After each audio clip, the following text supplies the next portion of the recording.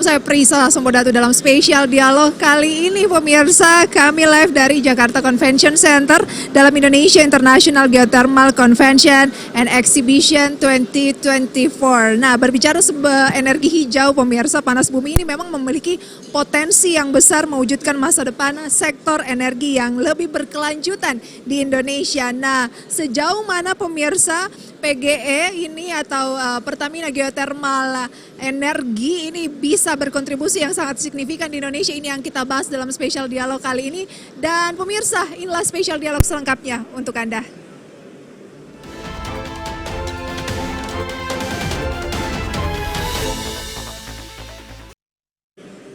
Pemirsa, berbicara mengenai energi hijau begitu ya, panas bumi dinilai sebagai energi hijau yang paling layak untuk dikembangkan sebagai tulang punggung transisi energi nasional, dan hal ini dilakukan sebagai langkah untuk menuju pencapaian target net zero emission di tahun 2060 mendatang. Sebelum kita ulas lebih jauh, kita simak informasinya terlebih dahulu berikut ini.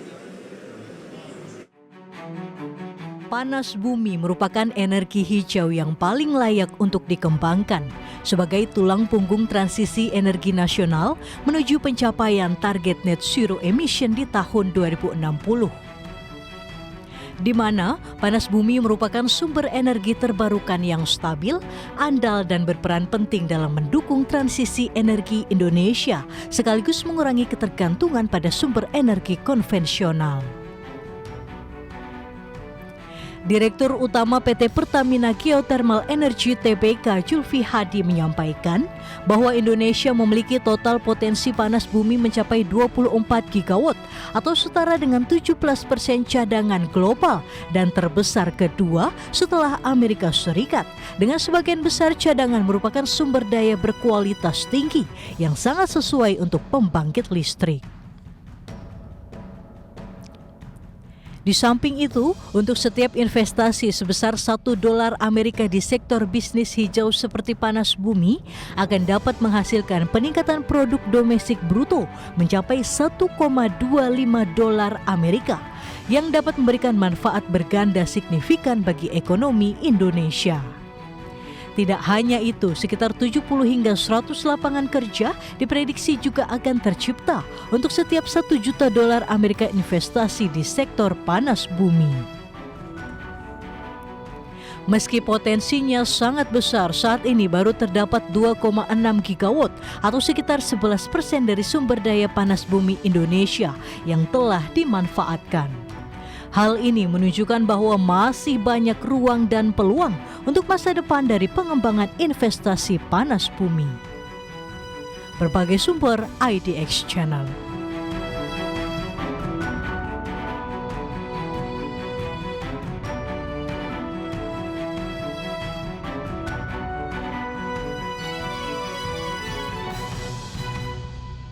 Pemirsa, untuk membahas seperti apa perkembangan dan langkah konkret percepatan dari energi panas bumi di tanah air, kita akan berbincang kali ini bersama dengan perusahaan Pertamina Geothermal Energi Tbk atau PGEO. Sudah ada Direktur Operasinya Bapak Ahmad Yani. Pak Yani, apa kabar? Alhamdulillah sangat luar biasa pada hari ini Mbak Prisa. Terima kasih sudah join. Kita mau membahas di tengah suasana Indonesia International Geothermal Convention and Exhibition 2024 perkembangan dari energi panas bumi. Nah, ini kan bisa dikatakan bahwa PGE ini adalah pemain utama di Indonesia, bahkan perusahaan kelas dunia begitu. Perkembangannya sejauh ini sudah seperti apa sih, Pak? Ya, kami melakukan langkah konkret ya untuk mengembangkan panas bumi di Indonesia ya. Saat ini kami salah satu pengembang terbesar di Indonesia dan berkelas dunia. Install kapasitas saat ini 672 megawatt dan kami memiliki target dalam 1-2 tahun ke depan meningkatkan kapasitas menjadi 1 gigawatt, menjadi 1 gigawatt company. Dalam 2-3 tahun ke depan menjadi 1 gigawatt. Dan dari sekarang 672 megawatt. Nah, harapannya nanti di tahun 2030 kita mencapai 1,5 gigawatt. Nah, ini yang akan langkah konkret yang kita lakukan. Kemarin kalau hadir di dalam acara ini kita lihat ada signing ya, signing penandatanganan proyek kogen atau pembangkitan binary, tambahan kapasitas 40 MW up to 230 MW, salah satu program untuk mencapai 1 gigawatt ya. Akhir tahun ini kita upayakan nanti dari proyek Lumut Balai yang sedang jalan ya, itu akan tambahan 55 MW. Nah, kemudian juga kita ada proyek-proyek lainnya yang juga akan menunggu dalam 2-3 tahun ke depan ini sebagai langkah konkret kita dalam mencapai target-target yang kita sampaikan tadi. Pak Yani, itu sudah termasuk dari paradigma baru tidak yang sedang diterapkan oleh PGS saat ini?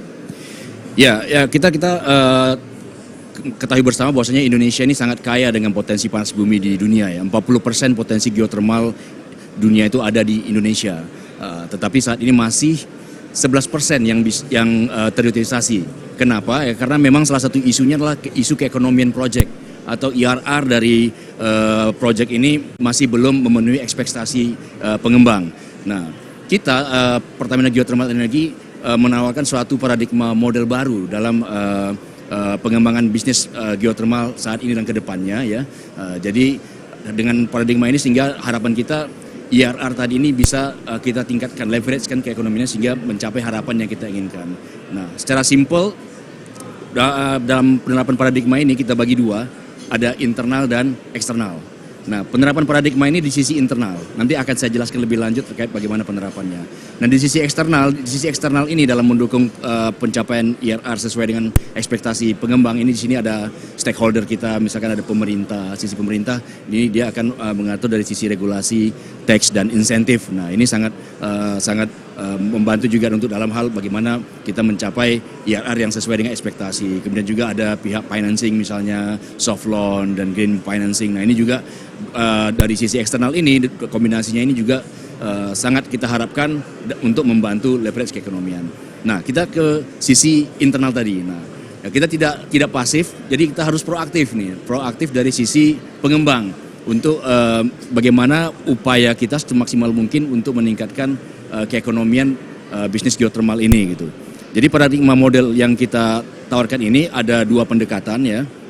Pertama, pendekatan penurunan cost investasi melalui penerapan proven teknologi. Ya, proven teknologi yang ada kita terapkan sehingga bisa menurunkan cost per megawatt untuk pengembangan ini. Dari sisi dengan adanya proven teknologi kita bisa ada efisiensi, ya, ada akselerasi percepatan. Ya. Jadi misalkan dengan penerapan teknologi ORC atau Project Cogen yang kita lakukan itu, jadi dengan menggunakan teknologi, ya jadi dengan kapasitas yang ada kita bisa maksimalkan tanpa harus melakukan proses dari awal, melakukan proses pengeboran eksplorasi. Itu salah satu pendekatan. Baik Pak Yani, tapi apakah investasi di teknologi ini juga tidak signifikan, tidak besar begitu?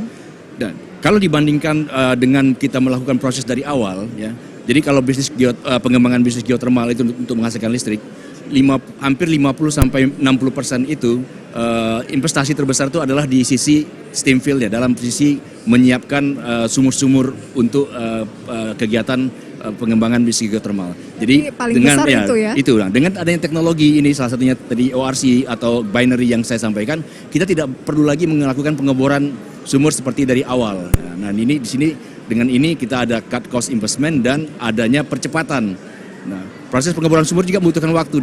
Ini juga di situ dengan adanya tanpa harus melakukan pengeboran sumur kita bisa cut cost waktu, hemat waktu lebih kurang bisa sampai 2-3 tahun ya untuk mengurangi waktu untuk mendapatkan peningkatan produksi. Nah, seperti itu. Nah, itu dari sisi pendekatan pertama, penurunan cost investasi. Ada perbandingan tidak Pak antara pengeboran sumur dengan diganti dengan alih teknologi tadi yang mungkin kata Bapak lebih efisien gitu. Apakah ada perbandingan berapa persen kira-kira operasionalnya menurun? Ya, bisa dikatakan. Jadi di sini, jadi dari bisnis konvensional kita yang dari existing produksi yang kita ada, itu kita bisa up 20-30% kapasitas produksinya. Dengan produksinya dan investasi yang juga tidak harus melakukan di tahap awal harus melakukan pengeboran sumur. Seperti bagaimana penjelasan saya tadi, salah satu investasi yang terbesar dalam proyek bisnis geothermal itu adalah menyiapkan sumur-sumur produksinya gitu. Baik, lantas apa paradigma nomor 2? Nanti akan kita bahas lebih jauh, kita jeda terlebih dahulu ya Pak ya. Iya, siap. Terima kasih. Dan pemirsa tetaplah bersama kami di Spesial Dialog, masih akan berbincang tentunya bersama dengan Direktur Operasi dari Pertamina Geothermal Energi usai jeda.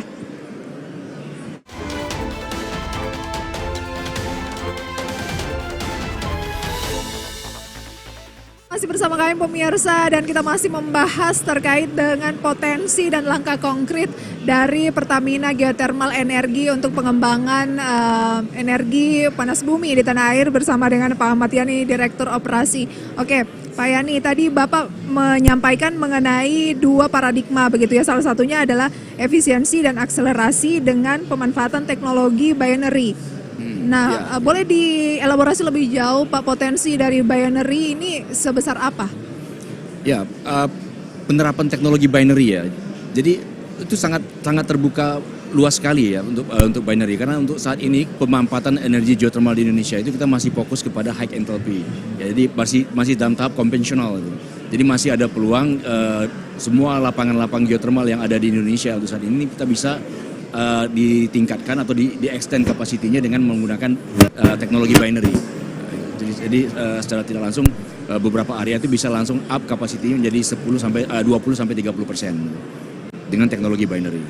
Oke, dengan teknologi binary. Artinya teknologi ini dibawa dari luar ke Indonesia, local manufacturing-nya bisa. Nah ini nanti pembahasannya kita masuk ke dalam paradigma kedua. Ya. Jadi paradigma kedua yang modal bisnis yang kita tahu dalam pengembangan bisnis geothermal ke depan yaitu diversifikasi bisnis. Nah, dalam diversifikasi bisnis ini PGE kami membuat 2 fokus. Yang fokus pertama yaitu membuat local manufacturing. Nah, jadi membawa teknologi-teknologi yang di luar, yang saat ini di luar itu kita bangun di dalam negeri gitu. Contohnya, salah satu contohnya adalah teknologi binary ini. Jadi binary teknologi ini kalau kita bedah ya, itu 20%-nya itu adalah dari sisi turbinnya, 20%-nya lagi itu dari sisi heat exchangers-nya, 20%-nya lagi itu coolingnya, 40%-nya efisiensinya gitu. Nah, kemarin di dalam IGCC ini kami melakukan peneratangan kerjasama untuk memulai manufacturing dengan Multifab, dengan Elnusa, ada perusahaan Elnusa ya sama TBK untuk memulai dengan manufacturing dari sisi heat exchangers dan cooling sistemnya. Nah, ini sudah mulai ya, berarti sudah mulai. ya? Ini kita sudah mulai penjajakan joint development agreement sedang jalan ya. Nah, jadi efisiensi juga kita sudah kerjasama dengan partner kita juga sudah kerjasama juga melakukan signing kemarin ya. Jadi tiga komponen ini sudah bisa kita lakukan di dalam nantinya. Jadi tinggal turbinnya. Ini segera dalam waktu dekat sudah juga mulai melakukan penjajakan. Harapan kami nantinya teknologi binary ini bisa 100% kita lakukan di dalam negeri. Jadi TKDN-nya makin tinggi sehingga dampak positif laginya sangat besar. Jadi harapan kita dengan semakinnya TKDN, dengan stakeholder kita dapat insentif sehingga jadi ada 2 sisi internal eksternal bisa bergabung semakin meningkatkan keekonomian pengembangan bisnis geothermal ke depannya. Kenapa eksternal dan internal? Karena ini membutuhkan kolaborasi dengan berbagai pihak tentunya ya. Betul. Baik Pak, berarti untuk komponen utama khususnya di Proyek Kamojang, Ulu Belu, Lahendong itu kan yang paling besar saat ini ya Pak ya. Itu selama ini memang masih konvensional, di mana masih itu konvensional. Biayanya memang cukup tinggi dibandingkan kalau udah binary nanti ya Pak ya. Ya kita akan melihat peluang ya. Jadi salah satu yang kita signing kemarin dengan PLN untuk pengembangan project binary yaitu untuk area Lahendong dan Ulu Belu ya, ada 40 megawatt, masih ada project lagi up to 230 megawatt bisa kita kembangkan untuk binary ini gitu. Sebenarnya masih ada peluang itu. Selain local manufacturing dan penerapan dari teknologi tadi Pak ya, diversifikasi seperti apa? Kabarnya juga ke depan ingin melakukan diversifikasi. Dari diversifikasi tadi ada local manufacturing, fokus yang pertama. Yang kedua, new stream revenue dari beyond energy product kita sebut. Jadi ke depan mungkin sebagian orang taunya geothermal itu hanya listrik. Jadi sebenarnya geothermal itu ke depan bisnisnya bukan hanya sebatas listrik, tapi lebih dari itu, beyond electricity. Jadi kita bisa berbicara terkait dengan energi, dari sisi energi kita bisa kembangkan green hydrogen, ya, green methanol, ya, atau kalau di Iceland kalau searching di internet vulkanol, nah itu salah satu bentuk energi yang bisa ramah lingkungan kita gunakan untuk bahan bakar mobil. Di Iceland tuh yang tempat wisata itu juga salah satu yang kita akan turun ke situ, salah satu bentuk lagi pemanfaatan beyond energinya, kita bisa bangun geotourism. Nah, kami sudah ada contohnya pilot project. Kepikiran ke sana juga ya? Sudah kepikiran ke sana. Pilot project yang sudah kita monitor selama 1 tahun itu di area Lahindong ya. Kita sebut dengan Lau Geothermal Geopark di Lahindong. Nah, jadi kita memanfaatkan energi panas geothermal untuk membangun wisata.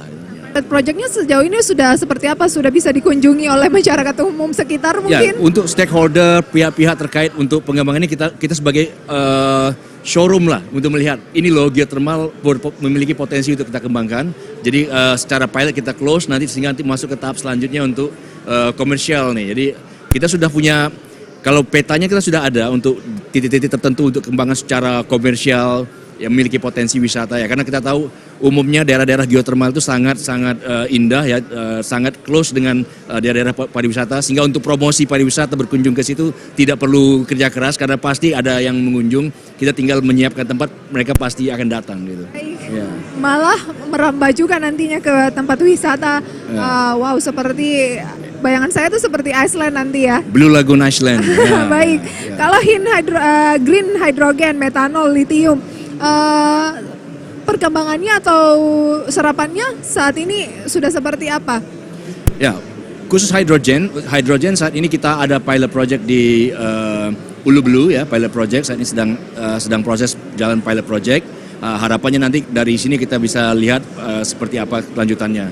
Ini kan ada proses ya untuk di Indonesia sendiri hydrogen seperti ada apa ya, nilai keekonomiannya. Tetapi dunia kan sedang mengarah ke sana ya, Kita melihat potensi ini, kita memiliki suatu peluang ya, karena potensi geothermal yang ada di Indonesia itu sebarannya dari ujung Sumatera, Jawa, Sulawesi itu sebarannya sangat bisa membuat suatu hub untuk membuat suatu marketplace ya, untuk kita menciptakan suatu market tertentu, membuat pasar baru gitu ya. Ya. Pak.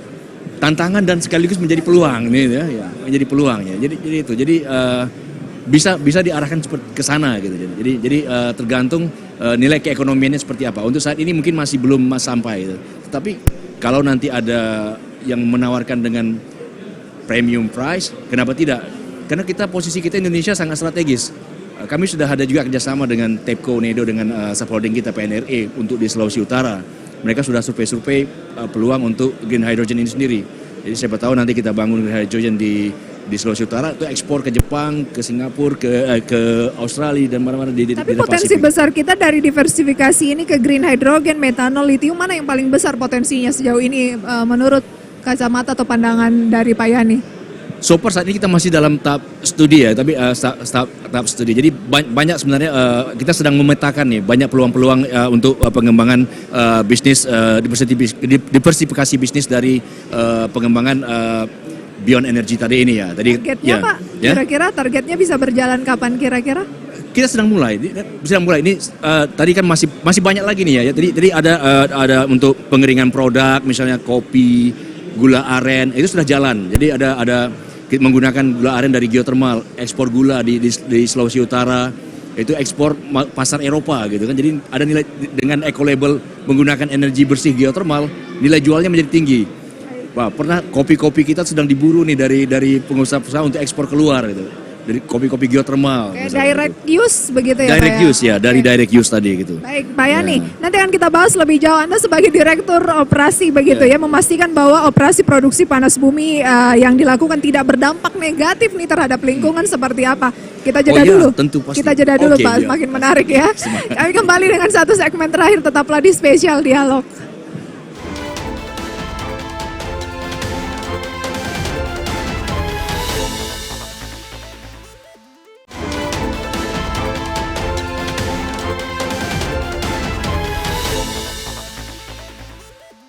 Dari Pertamina Geothermal Energi. Pak Yani, bagaimana terkait dengan tantangan lainnya, misalnya persaingan dengan renewable energi lain gitu, misalnya nuklir mungkin, nah itu gimana? Ya, geothermal merupakan energi ramah lingkungan yang memiliki kelebihan dibandingkan dengan energi-energi ramah lingkungan lainnya seperti air, matahari, ya, angin. Ya, karena kita base load, jadi bisa 24 jam, tidak tergantung oleh cuaca, suhu, musim. Ya. Ini keunggulan geothermal. Jadi dia setara dengan nuklir lah ya, setara dengan nuklir kanalnya. Tapi masing-masing dua. Nanti mungkin Mbak Prisa bisa menganalisa sendiri bagaimana perbandingan antara nuklir dan geothermal gitu. Untuk saat ini kita memiliki potensi geothermal yang sangat besar dan ya, energi yang ramah lingkungan dari sisi resiko yang sangat-sangat rendah ya. Nah, ini mungkin kalau menurut saya pribadi ya geothermal merupakan energi yang sangat cocok untuk bauran energi green energy di sistem energi listrik kita saat ini gitu. Baik. Kita sepakat begitu ya bahwa saat ini sangat cocok karena kita yang termasuk high quality ya Pak ya? High quality ya. High quality. Tapi dari segi tadi kan Bapak berbicara mengenai paradigma itu lebih ke bagaimana PGE menjemput bola juga begitu ya. Tetapi kalau dari segi keekonomian yang dikatakan mungkin lebih mahal dibandingkan dengan energi hijau lainnya, Bapak sependapat tidak? Green energi hijau lainnya. Ya makanya keekonomian proyek kan semua kan memiliki pola jalan keluar untuk mencari nilai keekonomian sesuai dengan ekspektasi dari masing-masing pengembang dalam mengembangkan energi. Masuk binary tadi. Ya, termasuk binary tadi kan upaya-upaya yang kita lakukan dengan ketentuan harga dari pemerintah ini kita mencari upaya supaya bisa mencapai sesuai dengan harapan kita ini, kan gitu. Nah, jadi itu tadi kembali lagi kolaborasi dengan semua pihak yang kita bagi dua tadi internal dan eksternal.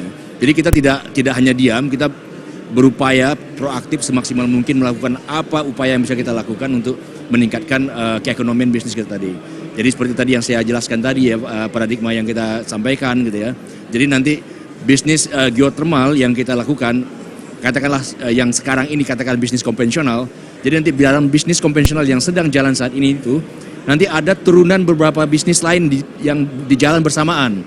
Jadi nanti bisnis geothermal pembangkit listrik, ada bisnis CO2 liquefaction, ada bisnis tourism, ada bisnis secara bersamaan, secara turunan. Jadi jalan berbarengan, nanti akhirnya memberikan nilai tambah sehingga menaikkan keekonomian bisnis utamanya, sehingga bisnis geothermal kita pembangkit listrik itu jadi jalan gitu.